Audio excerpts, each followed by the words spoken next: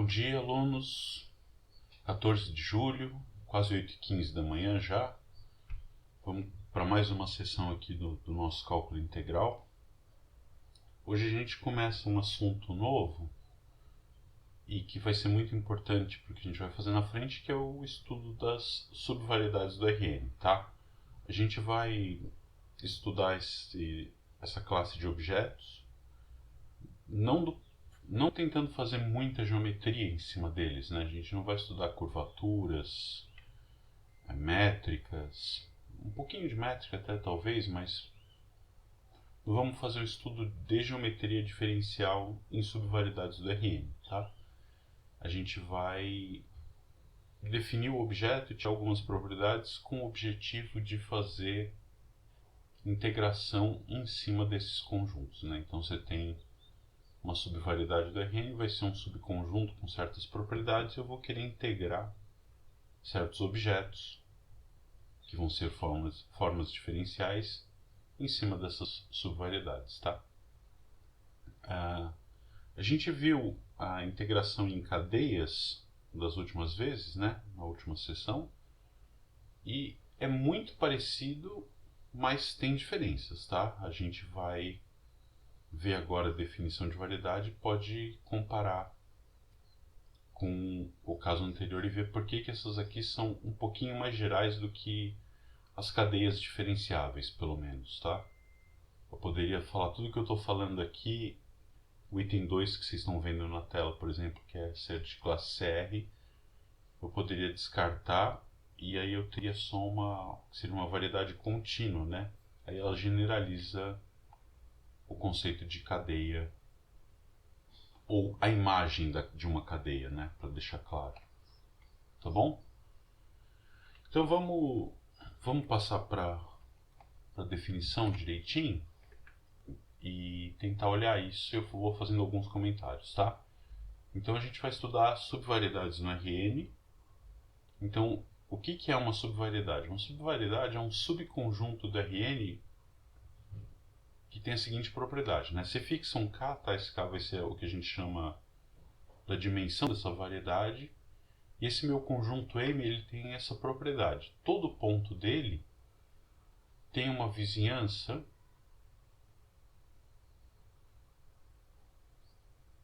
de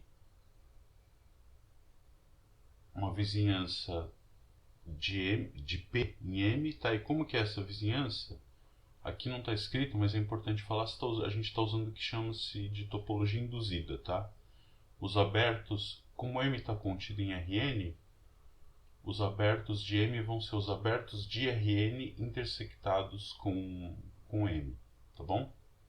Então, uma base de abertos de M, por exemplo, é dada pela interseção das bolas do Rn com centro em pontos dessa variedade interceptadas com o conjunto M. Então você pega todo ponto da variedade, tem um aberto desse tipo, um aberto do Rn interceptado com ele, que é mapeado através de uma função alfa, com as propriedades abaixo, mapeado com uma certa função alfa, com essas propriedades num aberto do RK, tá? Então todo ponto tem uma vizinhança que é homeomorfa a um aberto do RK. Tudo bem? E esse homeomorfismo, no sentido de RK para V, olhando isso como uma função de um aberto do RK com um contradomínio no Rn, eu vou pedir que essa função seja uma função de classe CR. E vou pedir também que a sua diferencial tenha posto cheio, tá bom? Então ela é, grosso modo, uma imersão de um aberto do RK em Rn e que tem inversa contínua, tá bom? Então todo ponto tem uma vizinhança desse tipo, ou seja, eu consigo dizer que localmente localmente minha variedade é homeomorfa a um aberto do RK, tá? Então localmente homeomorfa e a ida é diferenciável com posto cheio, né? Então não é uma coisa que de algum jeito degenera, né?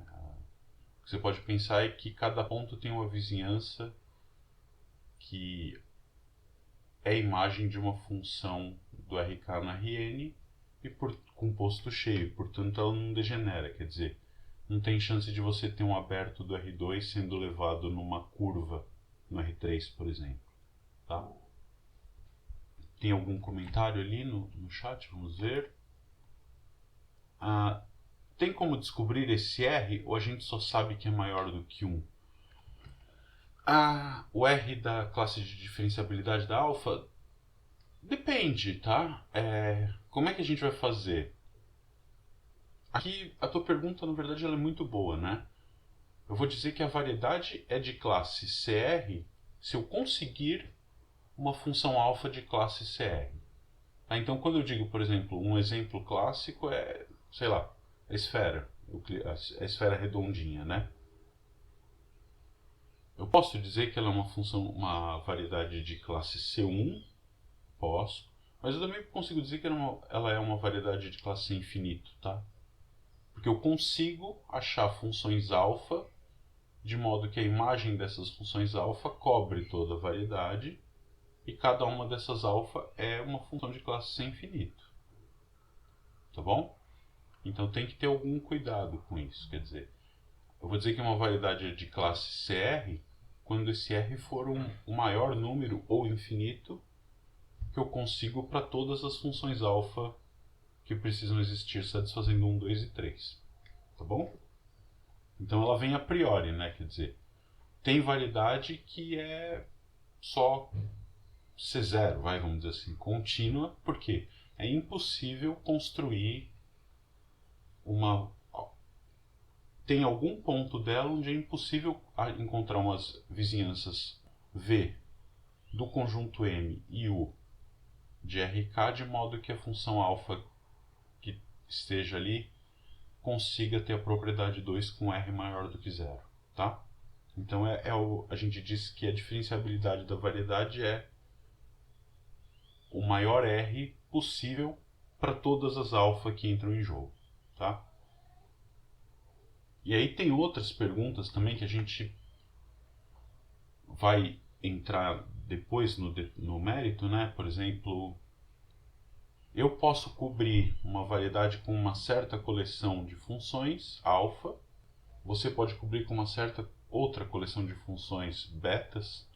Qual é a relação entre esses alfas e esses betas, né? Existe um conceito de compatibilidade entre esses objetos, tá? Que é, quer dizer, a minha coleção alfa, eu vou dizer que é uma estrutura diferenciável para a variedade. Quando eu estou dizendo como eu a cubro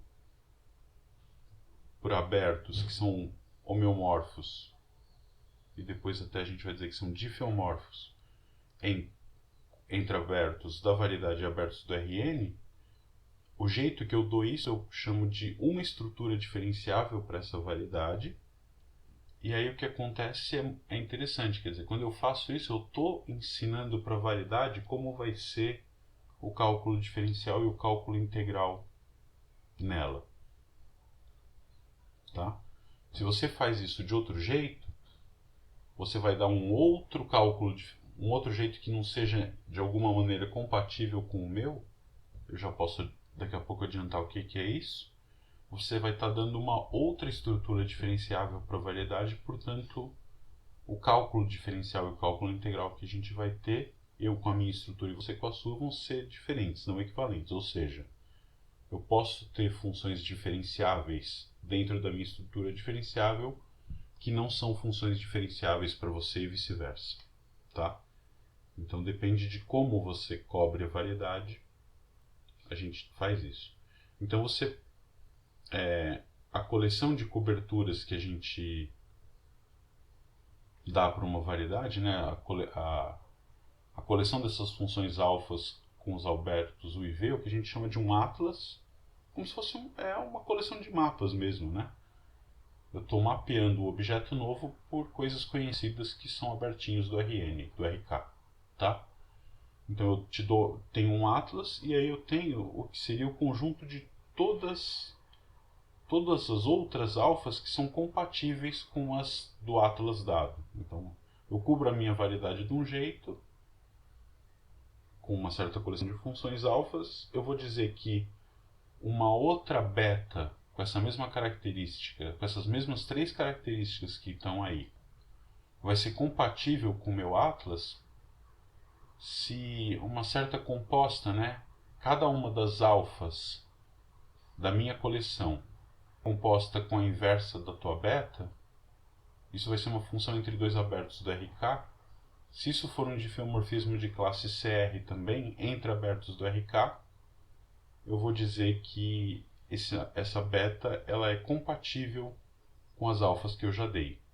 Então você pode pensar no que seria a estrutura diferenciável, é o atlas maximal para a variedade que contém aquela coleção que eu dei a priori, né?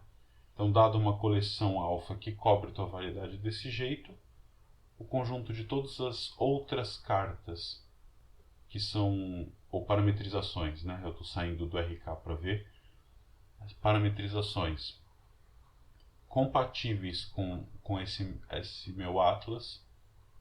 Eu pego o conjunto maximal de todas as compatíveis com esse meu atlas e isso é uma estrutura diferenciável para a variedade, tá bom? Então, feito isso, quer dizer, se cada ponto da variedade for admitir uma vizinhança que é mapeada por uma função alfa definida no aberto do RK com essas 3 propriedades, eu vou dizer que isso é uma K-variedade, uma variedade de dimensão K sem bordo no Rn. Tá? E vou dizer que essa classe é uma variedade de classe CR. A alfa, que a gente chama, é um sistema de coordenadas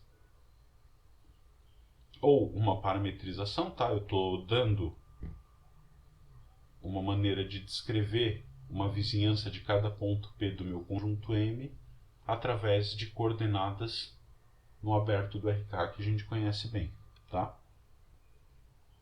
Então, essa nomenclatura, uma coisa que é importante, quer dizer, a gente está falando aqui de variedades dentro do Rn, tá? Você pode, e vai ver depois, dependendo do caminho que você seguir aí na carreira, certamente você vai precisar saber disso, tá?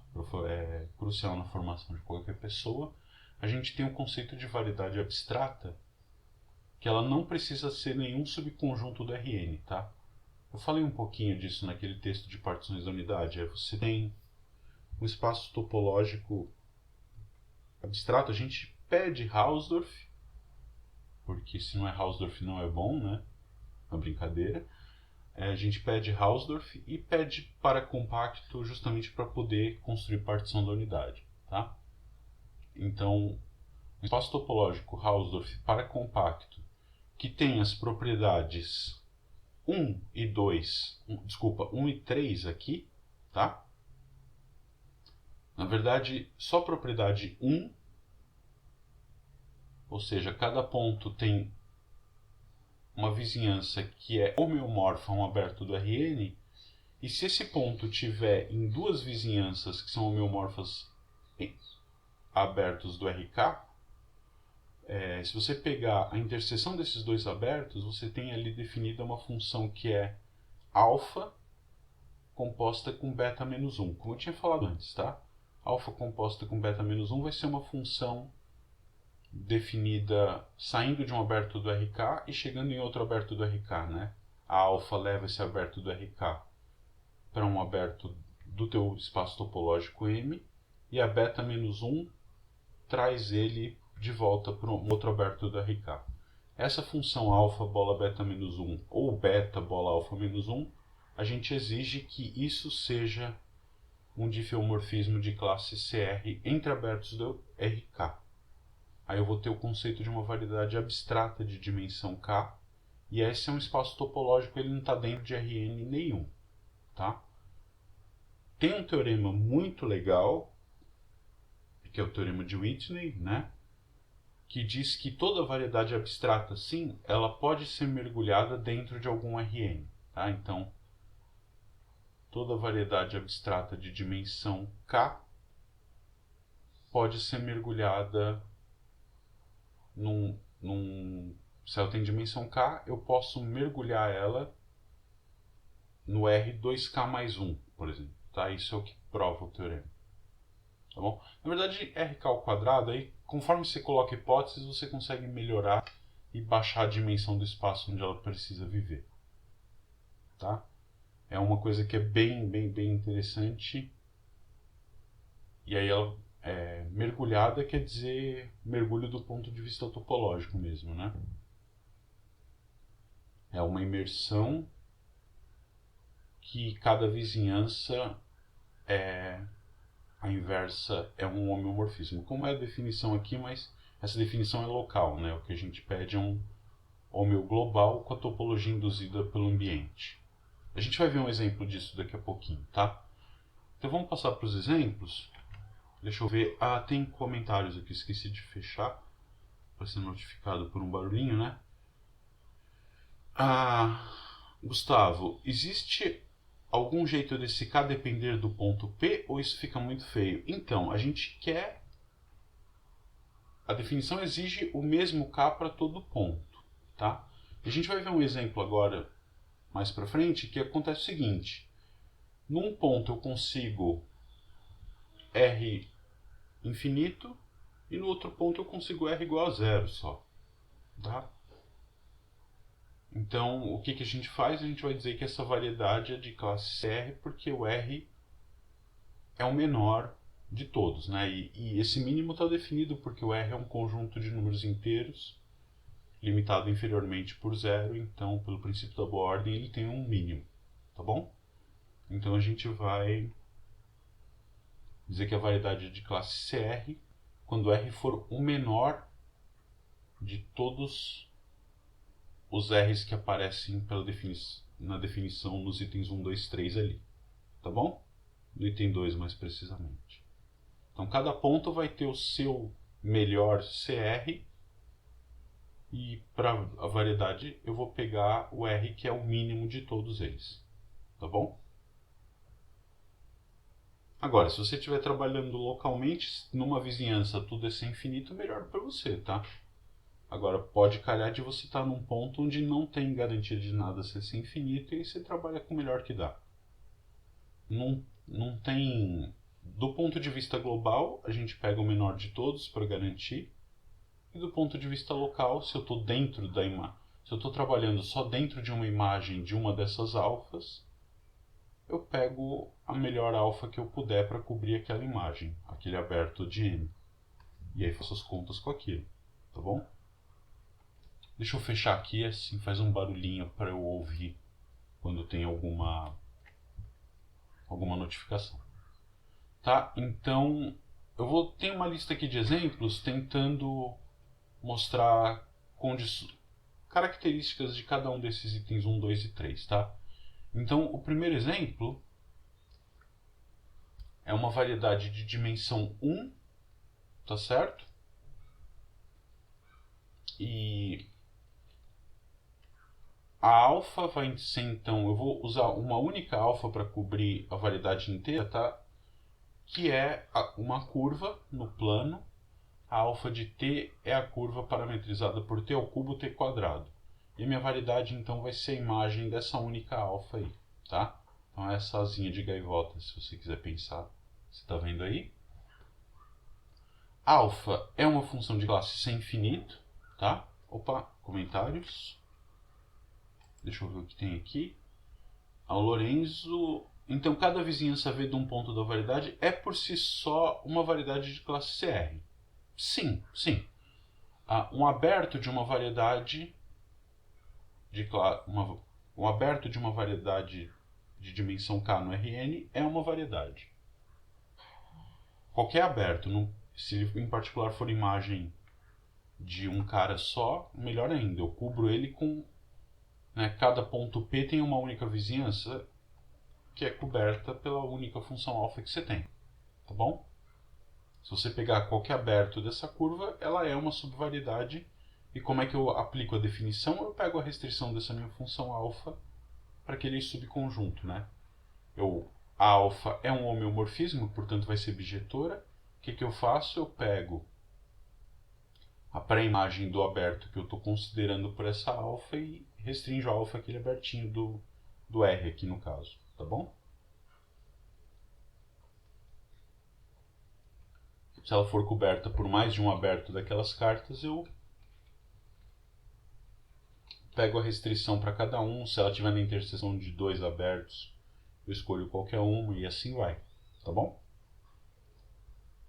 Então vamos seguir no nosso exemplo aqui, tá? Tudo bem, Lourenço? Tá claro? Acho que sim, né?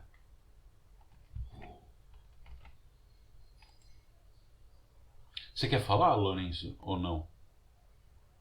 Apareceu aqui que you would like to speak. Não? Tá com a mãozinha levantada? Ah, tá bom. Aparece uma mãozinha aqui. Abaixa ela então depois, por favor. Obrigado. Que eu não consigo. Ah, levantou de novo. É que eu não consigo olhar na tela do Jitsi e na lousinha ao mesmo tempo, tá? Por isso que eu deixo fechado, ele faz um sopro aqui, e aí eu vejo que tem algum comentário lá. Então se você quiser falar alguma coisa, escreve ali, posso falar? E eu já abro e vejo o que está acontecendo. Então vamos lá, a gente tem a nossa variedade aqui, ou candidata à variedade, é a imagem da curva t ao cubo t quadrado. Tá? Alfa é uma função de classe sem infinito. A inversa é claramente uma função contínua, né? Todo mundo aqui é uma função. Alfa é uma função bijetora, contínua, inversa e contínua, não tem saltos, não tem nada. O que acontece com a diferencial da alfa, né? Então, o item 1 e 2 estão verificados, né? Alfa é um homeomorfismo, tá? Usando a topologia induzida aqui, né? O que é a topologia induzida? Eu pego um aberto do R2 qualquer, uma bola, por exemplo, e eu vou interceptar com a imagem, com a minha M aqui, né? Então vai ser um pedacinho da asa da gaivota. Então qualquer ponto que eu pegar aqui, eu vou ter uma inversa, tá? A ideia, eu acho que eu consigo rabiscar aqui em cima agora. Deixa eu ver. Tá. A ideia é você pegar, a gente vai pensar que o domínio está aqui, né? Se você pega esse ponto, ele é a imagem de um certo t aqui, né? Você tem aqui tua função alfa. Isso aqui é o alfa de t, tá bom? Então, como que é a topologia em cima da M? Eu vou pegar um aberto do R2 e vou olhar para a interseção desse aberto com M, tá? O amarelo é horrível, o laranja vai aparecer bem aqui. Então eu vou pegar a interseção da minha curva, ou da minha variedade, com esse aberto M e esse vai ser um aberto da topologia induzida pelo R2 em cima da minha M, né? Tá certo?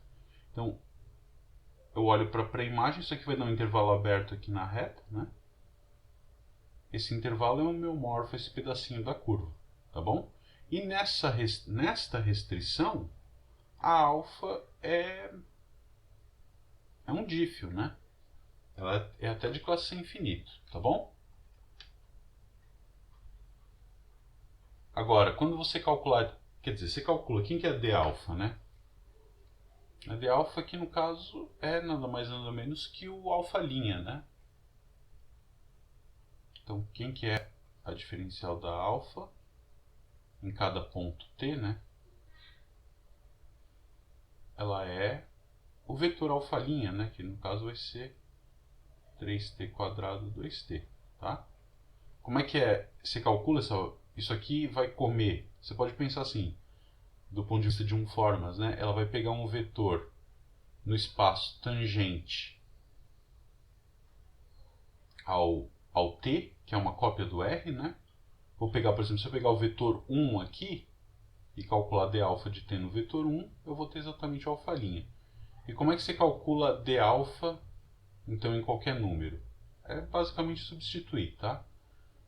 Então, eu vou ter esse cara e ela é para todo t diferente de zero, uma aplicação do R2 em R, né?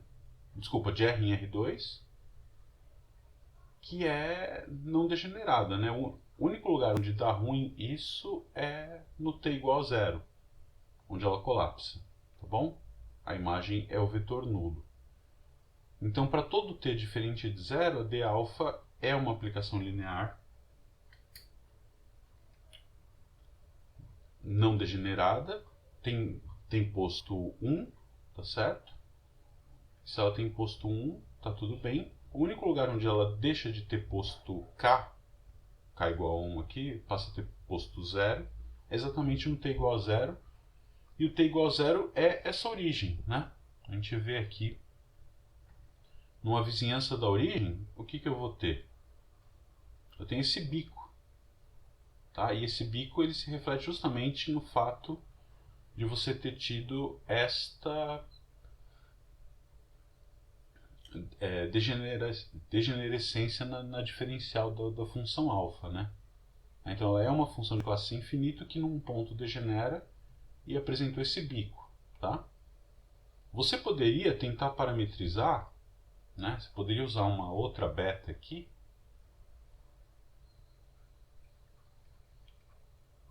que nunca zera, né? A diferencial você pode pôr, por exemplo, t elevado a quanto? 3 meios? 2 terços, né? Tá? Essa aqui é uma função que a d beta, quem que é, né? A diferencial da beta vai ser 1,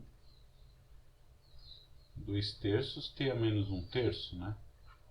Você vê que ela deixa de estar definida no zero. Então eu posso olhar isso aqui como gráfico de uma função que não é derivável, né? A imagem disso aqui é um gráfico, né? Eu posso olhar isso aqui como sendo uma f de t, uma função do cálculo 1, de uma variável. E a f' não existe no zero, tá? Então, não importa. O bico, ele não é uma coisa que você detecta ou consegue eliminar com a parametrização. Ele é um objeto inerente, é uma característica inerente ao objeto. Então, se eu parametrizo com essa beta, eu deixo de ter a diferenciabilidade. Ou seja, eu estrago o item 2 da definição. Continua sendo um homeomorfismo, mas eu deixo de ser diferenciável.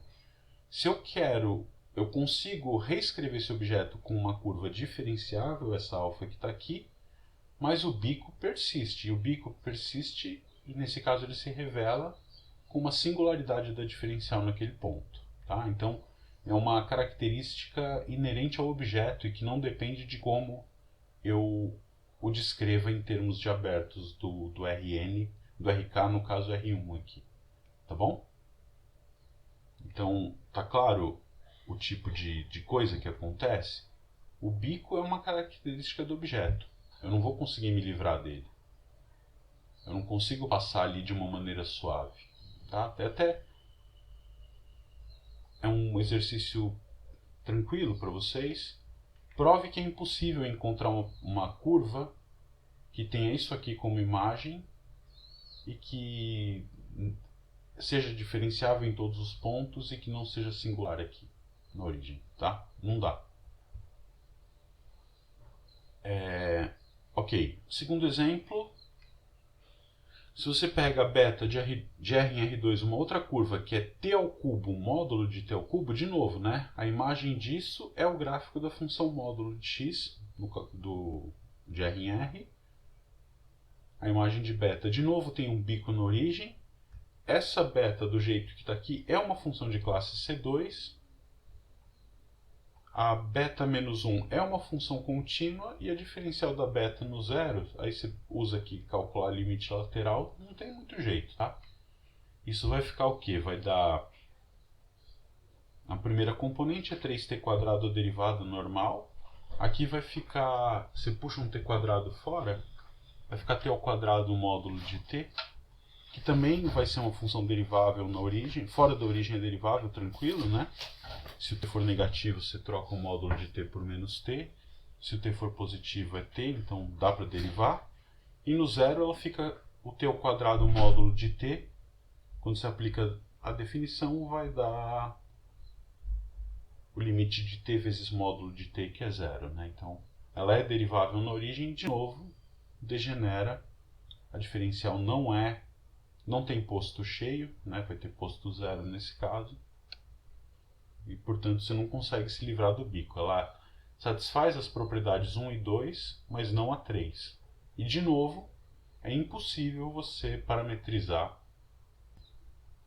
o gráfico do módulo de x com uma função de classe sem infinito, ou uma curva de classe sem infinito, ou C1 que seja, com a diferencial não nula naquele ponto, no bico, tá?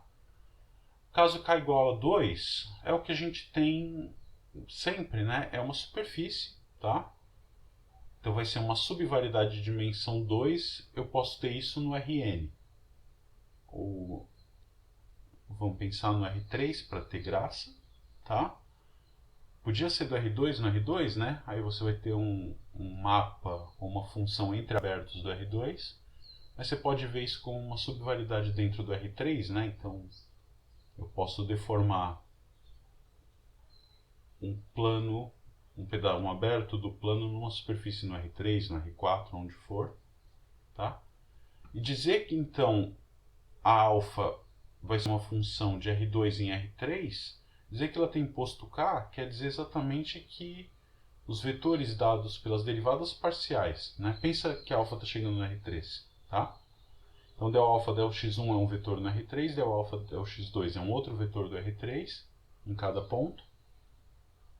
Dizer que o posto da diferencial é 2 é dizer que a diferencial, que tem exatamente esses caras aqui como colunas, é uma matriz com posto 2. Isso quer dizer que tem pelo menos um menor 2 por 2 ali dentro, com det diferente de zero, ou seja, o produto vetorial entre esses dois caras é nulo, ou de outra maneira, esses dois caras são Li. Tá? Muito bem. O que quer dizer que esses dois caras são Li? A ideia é esse desenho, né? O que é o del f del x1 no ponto P? É a diferencial da alfa no ponto P calculada no vetor E1 de P, se você quiser pensar aqui naquela linguagem de espaços tangentes, né? A d alfa no ponto P, se você quiser pensar aqui, ela é uma aplicação que sai do R2P e chega no... Bom, aqui eu não disse quem era o contradomínio da alfa, né? Vamos pensar. Pode ser em qualquer Rn. Cadê a borrachinha? Tá aqui. Alfa de P, tá bom? Então o que ela vai fazer? Ela vai pegar um vetor P, V e vai levar no vetor alfa de P d alfa P calculado em V. Tá bom? Então, esse cara aqui, por exemplo, esse vetor horizontal é o vetor P E1, né? P vetor 1, 0. Esse aqui é o P01. Eu calculo a diferencial da alfa no E1P, vai dar o del alfa del x1 no ponto P e o del alfa del x2 no ponto P é o outro, tá bom? Então, lá do cálculo 2, ou algum outro cálculo que você tenha feito aí, você viu que esses dois caras geram o plano tangente à superfície M naquele ponto, tá? E o del alfa del xj, se eu... Né, del alfa del x1, o que é isso? Eu pego e olho a curva que é horizontal aqui, né? Deixo o P tá fixo, travo o vetor E1 e deixo o T passear aqui. Então, andando nessa horizontal, o que eu vou ter é uma curva contida em M, cujo vetor tangente no ponto P é o del alfa del x1 no ponto P. A mesma coisa no outro, então você tem essas curvas, que é uma variável, todas as demais variáveis fixas e só uma variando, é o que a gente chama de uma curva coordenada, né? Ok, isso tudo nomenclatura que você já viu alguma vez na vida. um exemplo, pega essa superfície aqui, tá? Esse conjunto no R3 que é descrito globalmente por esta superfície aqui. X, x2 mais y2, y, x2. Esse cara é exatamente o gráfico. Pega aquela curva que era a asinha da gaivota e gira isso em torno do eixo y, tá? Você vai obter exatamente essa superfície. Na hora de calcular a diferencial da alfa, vão ser duas colunas, né? Você deriva isso em relação a x numa coluna, deriva em relação a y na outra. Podemos até fazer essa conta aqui, né? Quem que é o d alfa?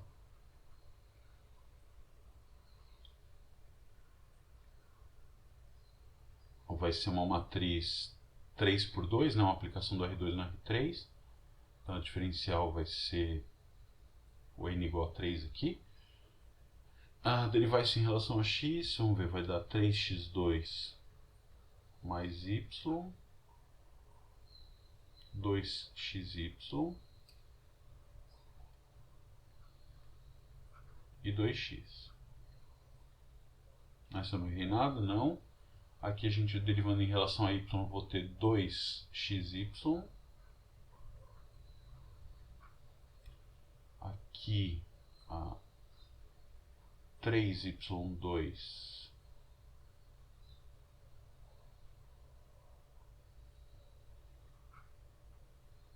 mais aqui x quadrado, né? Aqui também é y quadrado, tá? Desculpa. E aqui 2y, tá? Então essa diferencial. Como é que você calcula o posto dessa matriz? Bom, quando x e y forem zero, por exemplo, dançou, né? Quando x e y forem zero, a matriz inteira é zero, então na origem ela tem posto zero, sequer. Para x diferente de zero e y igual a zero, você vai ter a primeira coluna não nula, então tem pelo menos posto 1. Aqui também vai ter esse segundo elemento não nulo, então aqui a primeira posição não nula, aqui a segunda não nula, então esses dois caras são Li, posto 2. A mesma coisa quando o x é zero e o y é diferente de zero, tá? E quando x e y são diferentes de zero, você acha um determinante 2 por 2 aqui que é não nulo sempre, tá? Pega a primeira e segunda linha, a primeira e terceira, ou a segunda e terceira. Uma delas com certeza vai ter det não nulo quando x e y forem diferentes de zero, tá? Então isso mostra que essa aplicação tem posto 2 em qualquer ponto, exceto na origem, onde ela tem posto 0, que se reflete de novo nesse biquinho aqui, tá bom?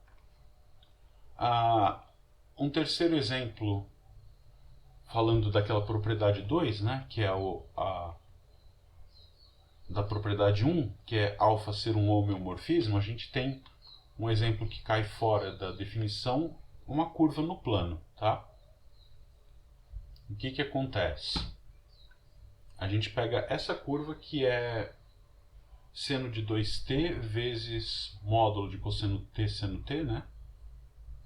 Pega t entre 0 e π. A imagem dessa curva é uma figura 8 desse jeito, tá? Então o que que acontece? Você pega o ponto, por exemplo, π sobre 2, tá? No ponto π sobre 2, ela é elevada no zero. Certo? No ponto t igual a zero, ela também é elevada no zero. Ela não é elevada no zero aqui, tá certo? Porque o zero não está no domínio, e no π também não, mas ela tem uma bolinha aberta, se você quiser, ela sai, dá a volta e ela passa na origem quando π sobre 2, e depois tende a chegar na origem de novo conforme t se aproxima de π. Tá? O que que a gente vai ter agora? A alfa é uma função de classe C1, tá? Tá aqui uma coisa tranquila, esse módulo você olha uma vizinhança do t igual a π sobre 2, vai ver que não tem problemas, né? Ela tem o mesmo sinal à direita e à esquerda. Desculpa, troca de sinal, mas o seno de 2t dá conta de matar isso. Que mais? A diferencial tem posto 1, né? Você calcula a derivada aqui, vai ver que o vetor tangente alfa' nunca se anula. e a intuição geométrica é essa mesmo, mesmo quando ele passa no ponto π sobre 2, ele tem uma velocidade não nula para cá. A alfa é uma função injetora, porque ela só passa uma vez na origem, né? Ela tende a nascer da origem, tende a morrer na origem, mas passa uma única vez ali.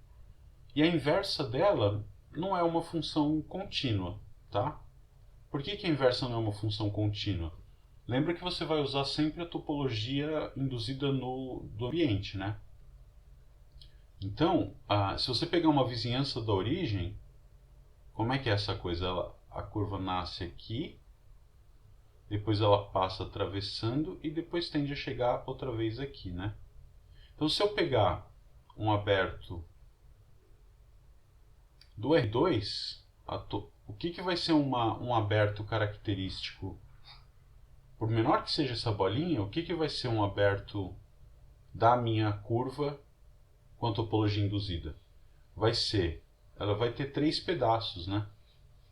Tá certo? Esse e o outro que está chegando ali. Então, o que acontece? Você vai ter pontos arbitrariamente próximos da curva, né? Por exemplo, a origem, ela é mapeada no π sobre 2. Esse pontinho que está aqui perto da origem, logo no começo, ele está perto do zero. Então eu vou ter pontos arbitrariamente próximos no domínio, sendo levados em pontos distantes no contradomínio. Isso mostra que α-1 não é uma função contínua, tá? Ou se você quiser pensar, se você já está mais por dentro das coisas de topologia,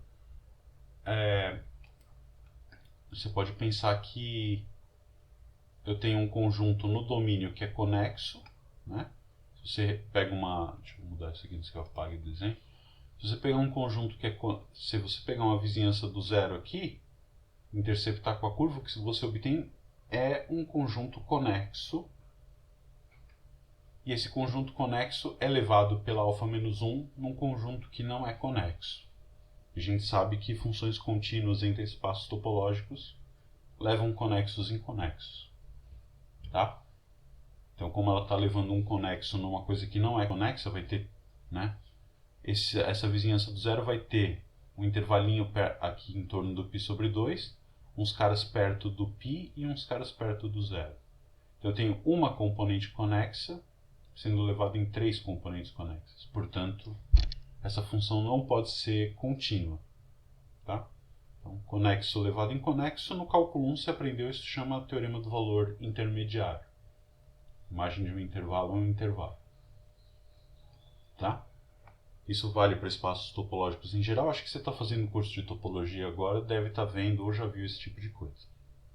Tá bom? Um outro exemplo de variedade famoso, bom, a esfera, né? A esfera, acho que vale a pena a gente comentar rapidamente.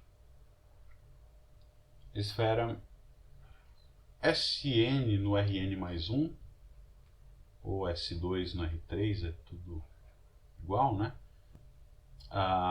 É uma variedade diferenciável, né? Então, a esfera S2 contida no R3 é uma 2 variedade de classe C infinito. Como é que a gente pode mostrar isso? Você pode cobrir... Dura desenhar uma esfera direito, né? Eu posso enxergar ela... Tá. Quando eu escrevo só S2 assim, sem nada, é esfera de raio 1. Tá? Eu posso enxergar essa esfera como o gráfico de duas funções, então eu posso olhar, por exemplo, para f de xy igual a raiz de 1 menos x2 menos y2. A imagem disso, o que é? É o hemisfério superior tirando a linha do equador, né? Isso aqui, eu não posso pôr o conjunto dos pontos x2 mais y2 igual a 1, porque nesses pontos essa f não é diferenciável. Tá? Então isso cobre a metade de cima, sem o equador. Eu posso cobrir a metade de baixo, então vamos chamar isso aqui de f1. Eu posso cobrir a metade de baixo com menos F1. Tá? Isso cobre a metade de baixo. Eu ainda deixei de fora o equador inteiro, né? Mas aí como é que a gente resolve? Eu posso escrever, vamos dizer, o hemisfério leste, os hemisférios leste e oeste como gráfico sobre o plano XZ, né? Tá bom?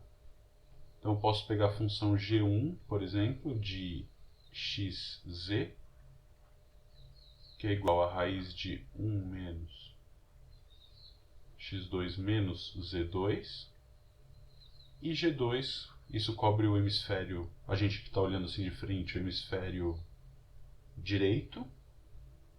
Isso cobre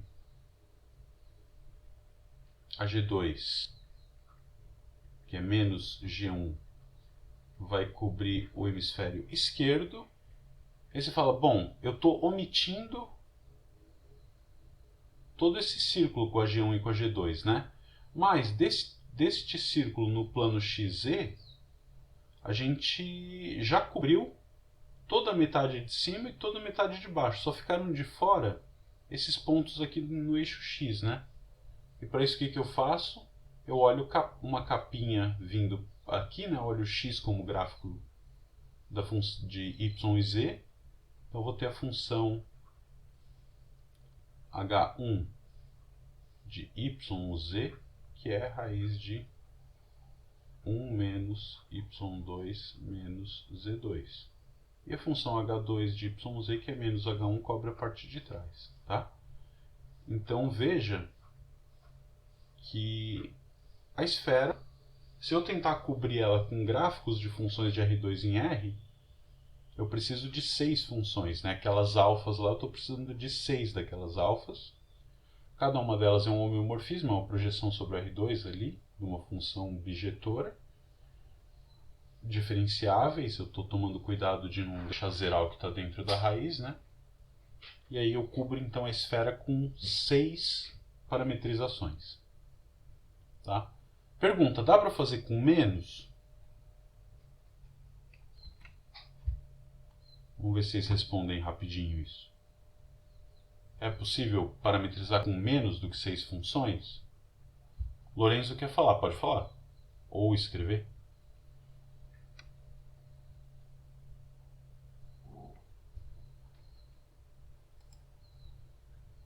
Com duas funciona, sim. As projeções estereográficas, exatamente.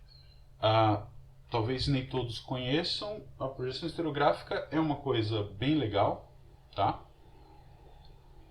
Como é que a gente faz? Ou, se você quiser, dá para fazer também com coordenadas polares, ou esféricas aqui no caso, né?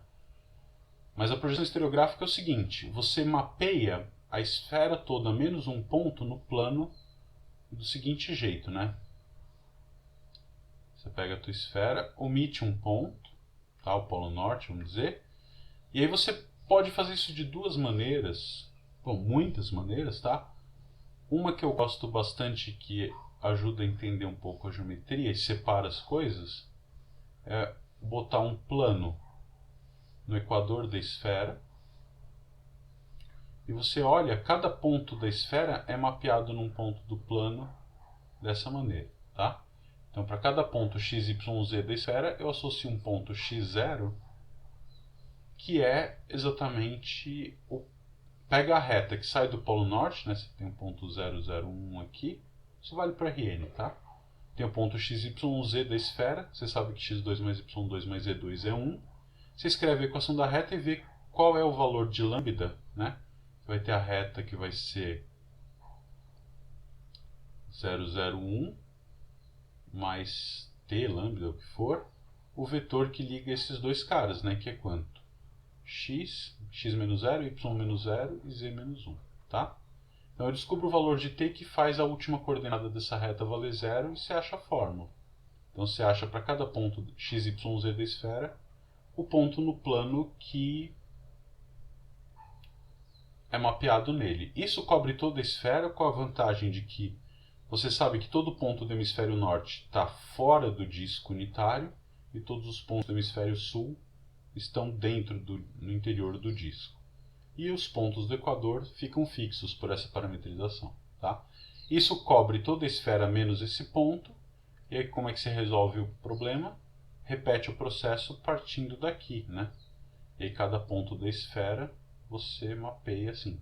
Então, em azul eu cubro toda a esfera menos o polo norte.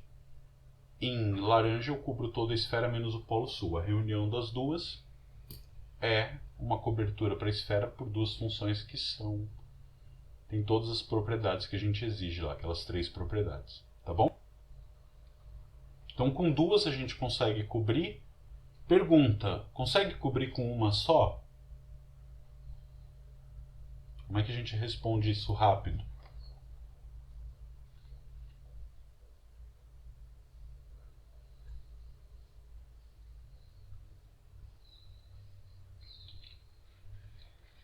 Sem palpites?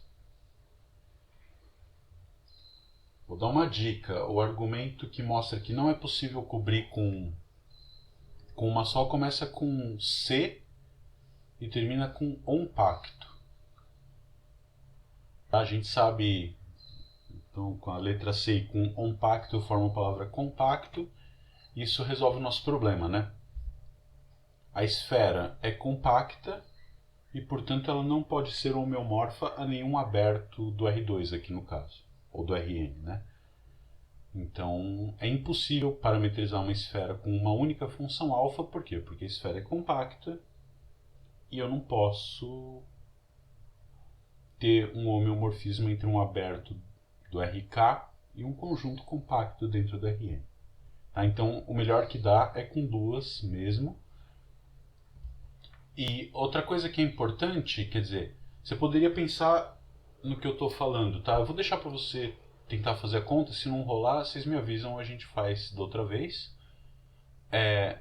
Você tem aqui duas parametrizações, né? A alfa, que é a projeção pelo polo norte, e a beta, que é a projeção pelo polo sul. Então tenta escrever, né? Então essa aqui, vamos colocar assim. Essa aqui é a alfa. Escreve as fórmulas explicitamente. E essa aqui é a beta. Tá? Escreva depois quem é alfa, bola beta menos 1, no domínio conveniente, tá? E beta, bola alfa menos 1. Tá? São duas funções que vão sair do plano, chegar no plano, né? Beta menos 1 vai estar definido em todo R2, vai chegar na esfera, e a alfa eu vou levar pontos da esfera no plano de novo. Então, ambas são funções de R2 em R2, ou de pedaços do R2 em R2. Eu queria que você pensasse direitinho nisso. E veja que esses caras são diffeomorfismos, tá? Depois a gente vai mostrar que para uma variedade dentro do Rn, isso sempre é verdade. Se você tem duas cartas que são compatíveis entre si, ou seja, duas parametrizações que se interceptam em um aberto não vazio na variedade M, a transição alfa bola beta menos 1 é o que a gente vai chamar de mudança de coordenadas. Eu descrevo uma vizinhança daquele ponto de um jeito, você descreve de outro jeito. Como é que a gente conversa? Quem é o tradutor de mapas, né?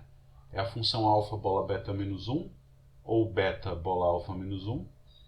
E cada uma delas a gente consegue provar que sempre vão ser diffeomorfismos, tá? Sempre. No caso das variedades abstratas, a gente pede que isso faça parte da definição, tudo bem? Porque eu não consigo falar o que é uma função ser diferenciável em M. Então, não dá para eu dizer... você podia dizer, bom, alfa bola beta menos 1 é diferenciável, alfa é diferenciável, composta de diferenciáveis. Não é assim, né? Eu não sei o que beta menos 1 está definida... Beta menos 1 está até bem definida, a alfa aqui, né? A alfa é uma função da esfera no plano.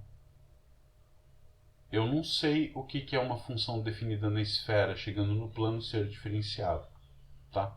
É isso que a gente vai definir agora, tá? o que é uma função ser diferenciável numa variedade, numa subvariedade do Rn.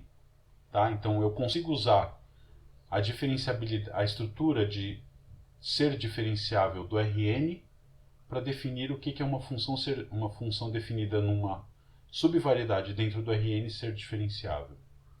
Tá? Essa é a definição. Antes de falar dela, só uma curiosidade assim. A gente então, você podia pensar no Rn como uma subvariedade do Rn, né? Ou como uma variedade abstrata.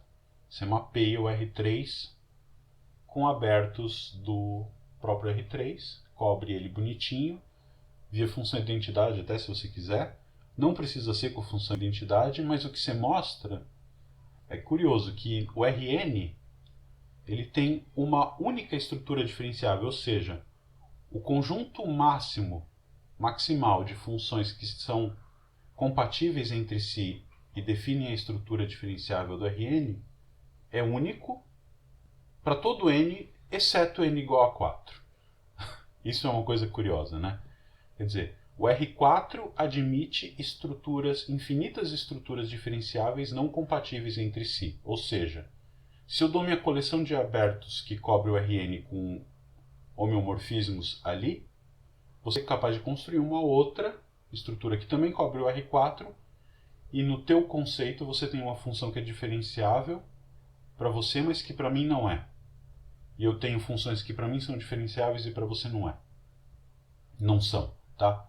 Ou seja, existem estruturas diferenciáveis incompatíveis no R4. É uma coisa surpreendente, porque n igual a 4 é o único Rn onde isso acontece. E a má notícia, a Júlia vindo da física pode dar certeza pra gente, é que a gente vive no R4, né? Então, é uma coisa surpreendente. Quer dizer, o espaço-tempo flat, entre aspas, que a gente vive é uma aproximação livre de campos gravitacionais intensos, vamos dizer assim, para o universo que a gente vive é o R4, pelo menos, e nele, que é onde a gente gostaria que as coisas fossem mais simples, não são, né? A gente tem infinitas estruturas diferenciáveis. Essas coisas, quem fez bastante isso foi o Milnor, né? Tem bastante trabalho do Milnor da década de 60, um pouquinho em torno da década de 60, onde você vê todas essas coisas, quer dizer, o conceito de variedade abstrata é um pouquinho anterior a isso, né? Em 1930, um dos caras que ajudou a construir isso foi o André Weil, que é famoso, né? E veio para o Brasil, tem um papel importante na construção e formação da USP, inclusive. O André Weil trabalhou nisso, o Milnor, na década de 60, fez grandes avanços, construiu muitos exemplos, muita coisa interessante. E tem assim, se olhar a história da USP, tem bastante gente bacana que ajudou a construir. E, portanto, a gente não pode deixar as pessoas não bacanas destruí-la, né? Eles não podem destruir. Então, esses caras são bem legais. O André Weil é irmão da Sophie Weil, que é uma psicóloga bem interessante também. Vale a pena conhecer as coisas dela. Então, tem esse caldo todo aí no começo, na primeira metade do século XX, década de 60, onde teve muito avanço no conceito de variedades abstratas, né? Então, vamos ver o que é uma função ser diferenciável numa variedade S, tá? Para que a gente... Bom, essa aqui não precisa nem ser uma variedade, né? Um conjunto qualquer, mas a gente está interessado em definir o que é uma função diferenciável partindo de uma variedade para chegar em Rn, tá? Eu vou dizer que uma função, se você pega um conjunto S qualquer dentro do RK, eu vou dizer que uma função definida em S vai ser diferenciável de classe CR, vai ser infinito para a gente, né? Ela vai ser de classe CR no conjunto S se ela puder ser estendida para uma função G diferenciável, aí sim, uma função G diferenciável, mas definida num aberto do RK. Tá? Então, uma função ser diferenciável no aberto do RK, a gente sabe o que é. Então eu vou dizer que ela é diferenciável num conjunto S. Então, sei lá, você tem teu conjunto S, por exemplo, uma superfície aqui no R3, tá? O que é uma função f desenhar chegando no, sei lá, em Rn, vai? Tá? Então aqui eu estou dentro de um RK. Quando que essa f vai ser diferenciável? Ela vai ser diferenciável se eu conseguir construir um aberto do RK, tá? Aí é um aberto, entre aspas, gordinho mesmo, tá? Um volume aqui. Então esse é meu aberto U dentro do RK, de modo que eu tenho uma extensão da f para esse aberto U que é diferenciável, né? Então G restrita a U não, a S é igual a F. Tá bom? Então, se eu consigo um aberto contendo meu conjunto S e uma função que estende a função f a esse aberto U, diferenciável, eu vou dizer que a f é diferenciável, tá? E aí eu observo propriedades naturais, né? Se você tem a composta de duas funções, tem a f saindo de S, a f2 saindo de T e f de S contido em T, quando que a composta vai ser diferenciável? Ela vai ser diferenciável porque eu acho extensões para f1 e para f2 que fazem a coisa colar bem, tá bom? Então tudo isso funciona bem. Uma coisa que você precisa se preocupar e que é importante natural tá, e se eu achar uma outra extensão H num outro aberto U' que contém U, por que isso funciona bem, né? A gente precisaria mostrar que esse conceito de diferenciabilidade da f em subconjuntos quaisquer do RK independe da função G extensão, né? Ela independe da extensão. Estendido eu acho que é com S aqui, né? Depois eu pego olho o dicionário aqui para ver, tá bom?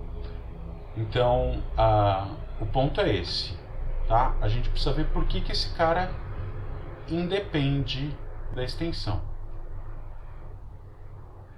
Um primeiro resultado que a gente faz é o seguinte: se você tem uma f definida de S em R,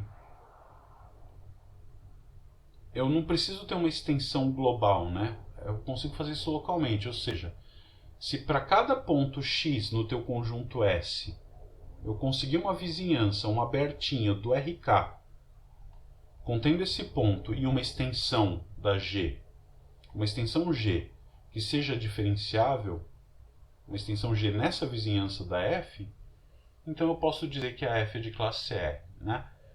Ou seja, eu não preciso fazer isso, como eu fiz nesse desenho aqui.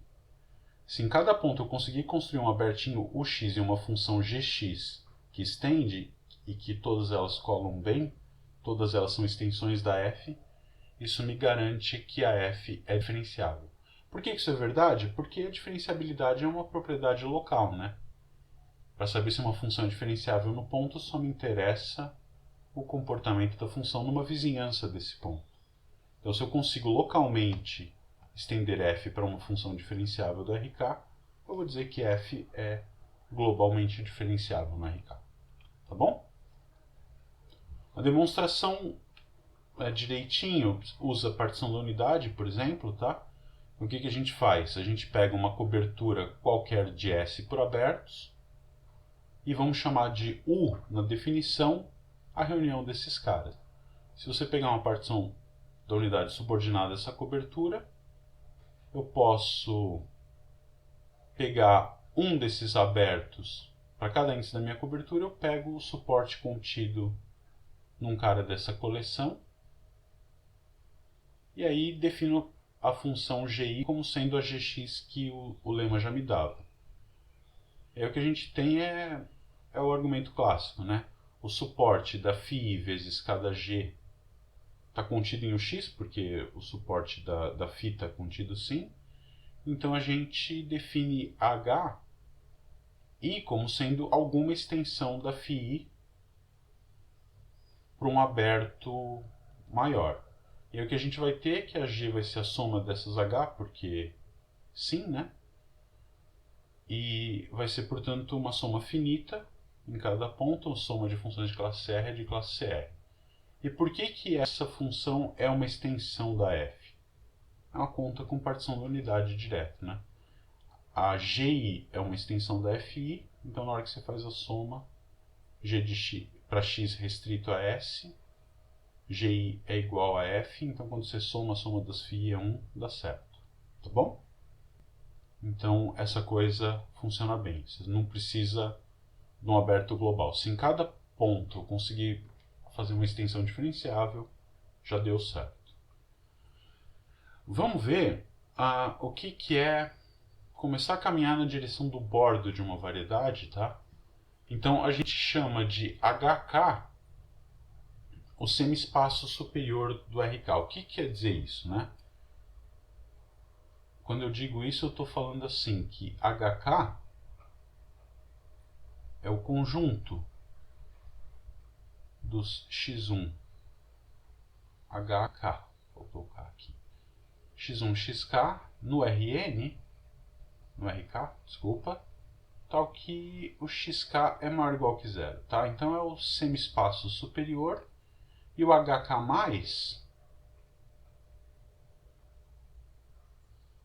é a mesma coisa, só que o aberto, né, vamos dizer assim, o xk maior do que zero, tá bom? Então eu tiro o plano xk igual a zero do anterior. Então, tudo bem. Ops, um risco maluco aqui. Joia. Um resultado que a gente tem para tentar começar a provar que a extensão, o conceito de diferenciabilidade independe da extensão, é a gente olhar para as funções restritas a semi-espaços do tipo HK, tá? Então, você pega um aberto. O que é um aberto no HK? O HK, de novo, é um subespaço topológico, né? Um subconjunto do RK. E quem que vão ser os abertos dele? Vou usar a topologia induzida. Então, os abertos do HK são interseção de abertos do RK com ele, né? Então, vamos fazer um desenho no plano. Então, o HK é isso aqui, né? O que é um aberto do HK? Pode ser de dois tipos, essencialmente. Isso aqui, tá? É um aberto. Deveria fazer pontilhado, né? Isso aqui é um aberto, porque ele é um aberto do R2 interceptado com HK. E outro aberto são esses aqui, né? Eu pego uma bola do R2, um abertinho do R2, e intercepto de modo que ele contém o eixo X. Então, isso aqui, incluindo o eixo X, tá? Esse cara aqui é um aberto do HK, mas não é um aberto do R2, tá bom? Então, vamos dizer assim, ele está pontilhado aqui em cima e aqui com linha cheia. Esses caras são abertos em HK. Tá? Esse aqui não é aberto em R2, em RK. Tá bom? Então eu estou pensando no enunciado do lema num aberto desse segundo tipo aí. Tá bom? E pega uma função de classe CR de U em Rn. Então, o que a gente vai dizer? Que se eu pegar beta, uma extensão qualquer, tá? Então é bem nesse desenho mesmo. Eu tenho uma função do laranjinha aqui no semi-espaço superior. Eu pego uma função alfa que sai desse conjunto chegando no Rn. E pego beta, uma extensão qualquer. Estendo esse abertinho, que era só a metade de cima, para qualquer coisa aqui embaixo. Podia pegar um abertão que vem assim e tal, não importa. E pego uma beta definida nesse novo aberto agora do RK, incluindo a parte de baixo, chegando em Rn, tá? Então, o que eu estou dizendo é que a diferencial da beta, para cada x na metade de cima, a diferencial da beta depende só de alfa e não depende da extensão beta, inclusive para esses pontos aqui na, vamos dizer, na fronteira, tá? Essa linha cheia laranja, vamos dizer, onde a coisa muda de figura, né? Nesses caras aqui em cima é tranquilão, porque esse aberto é um aberto no HK, que também é um aberto no RK. A função beta que você pega não esquenta, né? Tranquilo, já é um aberto do RK. Agora aqui não, aqui o que eu estou dizendo é que se você estender, o valor da derivada da beta aqui é independente do valor da extensão que você toma para a função beta aqui embaixo. Tá? Vamos ver isso. Como é que a gente escreve? Bom, é só olhar a diferencial da beta, você vai calcular isso com as derivadas parciais. Tá? Então, como eu estou com o x em u, eu não posso usar h's negativos, né? Para vir aqui por baixo, tá bom? Pelo menos não na última componente. E aí o que acontece? Então esse limite, eu vou pegar só o limite com h tendendo a zero pela direita, quando j for igual ao k, né? Nos outros você não precisa se preocupar, tá bom? Então qualquer ponto que está no bordo, a derivada em relação a todos os índices que não são a última coordenada funcionam aqui, tudo bem, eu posso andar para frente e para trás, mas na última variável eu só posso andar para cima, então o h tem que ser positivo. E quando h é positivo, como o beta é uma extensão da alfa, esses beta-i's todos vão virar os alfa-i's. Tá? Então ele vai depender somente do valor do alfa-i naquele ponto. E nas outras coordenadas também, né? Porque como é uma extensão, é tranquilo.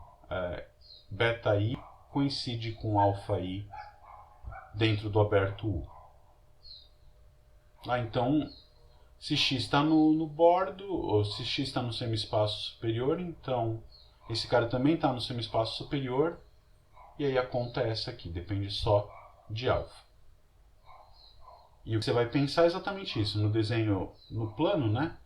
Eu pego a minha função alfa, está definida só nessa parte de cima. Aqui, grosso, para ser bem preciso, deveria ser pontilhado, né? Esse é teu aberto U. As derivadas da função alfa na parte de dentro, né? Vamos pensar assim, é tranquilo. Você faz numa boa. E a diferencial nessa linha horizontal, que é quando o x2 nessa figura aqui é zero, ela também não depende de como você estende. Então eu pego uma extensão beta qualquer, ela vai me produzir um conjuntinho um pouco maior aqui, a imagem, né? E a coisa funciona bem, de modo tal que essa figura, com esses vetorzinhos tangentes, ela vai ser muito importante lá no futuro pra gente, né? Esses caras, a derivada aponta para dentro, né? Se eu ando com H positivo, esse cara vai apontar para dentro, e esses caras que estão na horizontal vão produzir vetores que continuam na horizontal aqui. Tá claro? Deixa eu ver se tem alguma pergunta. Não? Muito bem. Agora aqui a gente vai ver o que é uma variedade com bordo. Tá? Então tem uns desenhos bonitos. Eu acho que isso é a última coisa que a gente vai tentar falar hoje. Bom, vamos tentar fazer a sessão na quinta, vai? Deixa eu terminar aqui. Então eu vou dizer o que é uma variedade com bordo agora, tá? Antes, a variedade ela era... Cada ponto tinha uma vizinhança que era homeomorfa a um aberto do RK, né?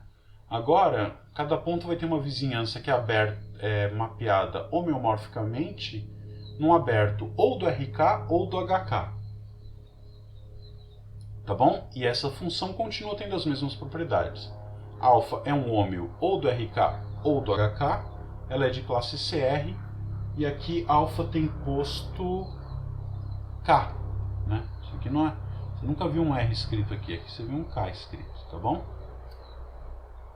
Porque isso que eu vou escrever por cima do que eu tinha anotado para vocês, né? Tá, então posto K, vou fazer assim, né? Em todos os pontos, tá bom? Então essa que é a coisa. Quando k for igual a zero, o que você vai ter? O teu conjunto M vai ser imagem de funções definidas de R0 ou H0. R0 é um ponto, né? É só o vetor nulo, se você quiser pensar. Então vai ser um conjunto discreto no Rn. No caso geral, a figura que a gente tem é essa, né? Isso aqui é uma variedade com bordo agora. Tá? Então eu tenho esse ponto, tá? Esse sino furado aqui no meio. Esse ponto aqui é o ponto P. Então, para esse ponto P, eu tenho uma vizinhança que é mapeada de maneira homeomorfa num aberto legítimo do R2, aqui no caso, com as propriedades 1, isso aqui é um homeomorfismo, 2, alfa é uma função de classe CR do R2 no R3, vamos pensar assim, e a diferencial da alfa injetora, ou seja, nesse ponto aqui, esse aqui é o alfa menos 1 de P, né, se você quiser pensar, nesse ponto Q, eu pego dois vetores Li no R índice Q, a D alfa vai levar em dois vetores Li no D no Rn índice P. Tá? Esses dois vetores eles estão contidos no Rn índice P e vão ser ali porque a D alfa tem posto cheio. Esse outro ponto aqui é um ponto no bordo, né? Vamos dizer, esse aqui é P1, Q1, alfa menos 1 de P1, Q1. Esse aqui é um ponto P2. Esse aqui vai ser o alfa a menos 1, o beta, né? Desculpa. Beta a menos 1 de P2. Vou chamar esse cara de Q2, tá? Então, ele é um ponto que está nesse carinha aqui, né? Que é o bordo do HK, se você quiser. Mas esse ponto ele tem uma vizinhança que é homeomorfa a esse aberto aqui, né? Isso aqui é um aberto de HK. Mas não é de RK. Tá? Isso é importante. Depois a gente vai ver critérios para distinguir este ponto P2 do ponto P1. Vão ser exatamente ligados ao fato de eu ter uma vizinhança que obrigatoriamente é um aberto do HK que não é do RK. Tá bom? Então, isso aqui é uma variedade com bordo, tá? E de alguma maneira a gente vai querer dizer que esses pontos do tipo P2 pertencem ao bordo da tua variedade. Tá claro? Então, é assim que a gente define uma variedade com bordo. Ela é mapeada, todo ponto é homeomorfo ou um aberto do RK ou um aberto do HK, mantendo aquelas três propriedades. Tá bom? Então, se você tem um primeiro resultado, eu acho que a gente vai parar aqui, tá? Deixa eu ver. A última folhinha de hoje. Tá? Então, a gente vai ter uma K-variedade com bordo no Rn. Se você pegar uma parametrização, um sistema de coordenadas, se você tem um aberto dentro de U, a restrição a um aberto também é um sistema de coordenadas. Isso é fácil de ver, foi uma coisa que o Lorenzo já tinha levantado a bola, né? Basta pegar a restrição. Então, todo aberto dentro de uma variedade é uma variedade também, né? Em particular aqui, se esse aberto está contido dentro da imagem de uma das alfas, né? Ou seja, se eu pegar um abertinho aqui dentro, tá? Esse aqui é meu U, né? O U é o que está desenhado aqui. Se eu pegar um aberto aqui dentro, a restrição da alfa, ou se eu pegar um aberto aqui dentro e olhar para a alfa restrita desse cara, também vai dar um sistema de coordenadas. Tudo segue do fato de tomar restrições, né? Se você tem um aberto e a alfa menos 1 é contínua, então o V0, né? Deixa eu tentar fazer um desenho aqui, tá? Para ilustrar a demonstração. Pega um aberto, o 0 aqui, tá? Então, o que eu vou ter? Eu olho para a imagem dele, tá? Se o 0 está contido em U, alfa de U0 vai estar contido em alfa de U e vai conter o ponto P também, né? Então, esse cara aqui é o V, que é alfa de U0. Bom, alfa é um homeomorfismo, tá? Então, se alfa é um hômeo, a imagem inversa de alfa, a imagem inversa de abertos por alfa é um aberto. Então, como alfa é um homeomorfismo, e alfa menos 1 também, ela leva abertos em alfa leva abertos em abertos, ou alfa menos 1 puxa esse aberto para um aberto aqui, tá? Então esse cara é aberto em M. Tá? Ou dentro, um aberto dentro de V, que é um aberto em M, é um aberto, né? Então o 0 é um aberto ou de RK ou de HK, ele vai ser um aberto em M, e a restrição é um homeomorfismo de classe CR, tudo igual, porque eu estou restringindo todas essas três propriedades, né, se você quiser dizer numa outra linguagem, essas três propriedades são propriedades que passam para abertos contidos no aberto U, tá bom? Elas têm essa hereditariedade via restrição. Então, o que a gente tem é isso, né? Quer dizer, se eu pegar subabertos dos abertos U que eu usei para mapear minha variedade, eu ainda vou ter uma nova cobertura por outros abertos. Ou seja, eu estou refinando a minha topologia, de alguma maneira, né?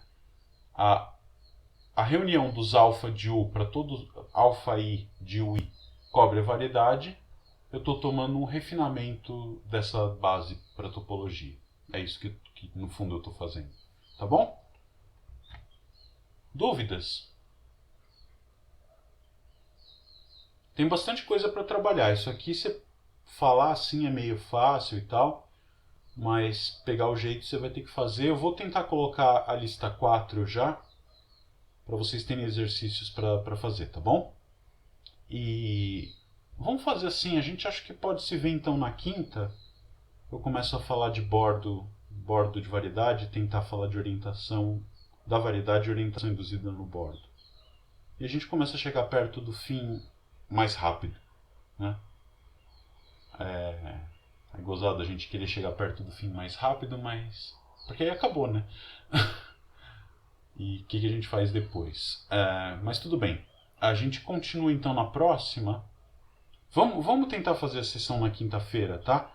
Júlia e Bruno, vocês peçam para o pessoal entrar em contato comigo por e-mail, por favor. O pessoal que foi contra, eu tento conversar com eles.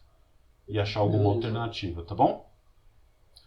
Vamos parando por aqui então. E na quinta quinta às 10, tá? A gente começa a estudar melhor o bordo de uma variedade, tá? Obrigado a vocês, até uma boa semana, já é terça, mas ainda tem boa parte da semana. Boa semana para todos, cuidem-se e cuidem também de quem está em volta de vocês, que pode precisar até mais do que a gente mesmo, tá bom? Abraço a todos e até quinta então. Tchau, tchau.